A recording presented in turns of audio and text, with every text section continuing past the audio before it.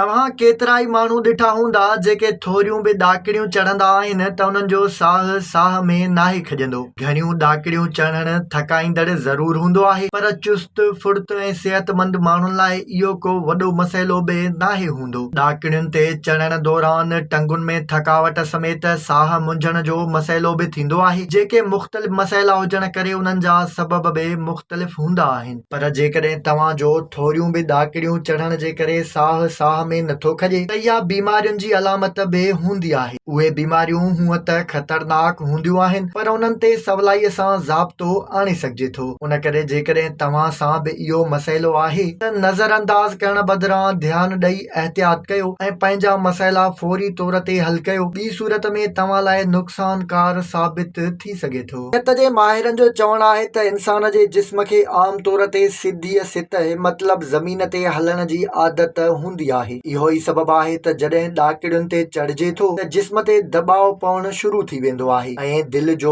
धड़को वधी वञे थो, जंहिंसां जिस्म खे वधीक ऑक्सीजन जी ज़रूरत पवे थी, जंहिंजे करे फिफुड़ वधीक हवा खे जज़ब करण जी कोशिश कंदा आहिनि, जेको साह ॿूसाटण जो सबबु बणिजे थो। जेकॾहिं कनि माण्हुनि खे अॻुवाट ई दिलि जा मसइला आहिनि त उन्हनि लाइ ॾाकिड़ियूं चढ़णु ख़तरनाक साबित थी सघे थो। ॾाकिड़ियूं चढ़ण दौरान साह ॿूसाटजणु, high blood pressure, low blood pressure, रत जी खोट, रगुनि जो सोढ़ो हुजणु या वाल बंदि थियण जो सबबु बि बणिजी सघे थो। जेकॾहिं कंहिंखे बि अहिड़ो मसइलो हुजे त उनखे दिलि जे इन्हनि मसइलनि बाबति एहतियात करणु घुर्जे।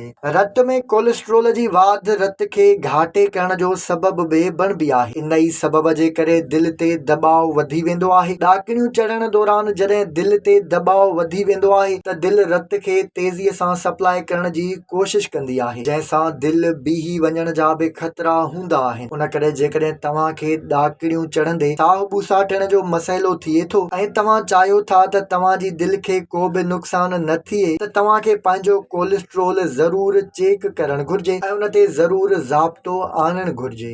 सहके जी बीमारी सिधी रीत फिफुड़नि जी बीमारी हूंदी आहे, जंहिंजे करे फिफुड़ सही मिक़दार में ऑक्सीजन खे जज़ब नाहिनि करे सघंदा। अहिड़े माण्हुनि में बि ॾाकिड़ियूं चढ़ंदे ऑक्सीजन जो मिक़दार तमामु घटिजी वेंदो आहे, जेको पिणु ख़तरनाक थी सघे थो। उन करे जेकॾहिं तव्हां जो साह मुंझे थो त तव्हां खे फिफुड़नि जी सिहत जो बि ख़्यालु रखणु घुर्जे। हूअं त घणियूं ॾाकिड़ियूं चढ़ण जे करे साह ॿूसाटजणु या घुटजणु आम ॻाल्हि आहे, पर ईअं थोरी ॾाकिड़ियुनि जे चढ़ण सां थिए त उन खे एतिरो आम बि न सम्झियो वञे।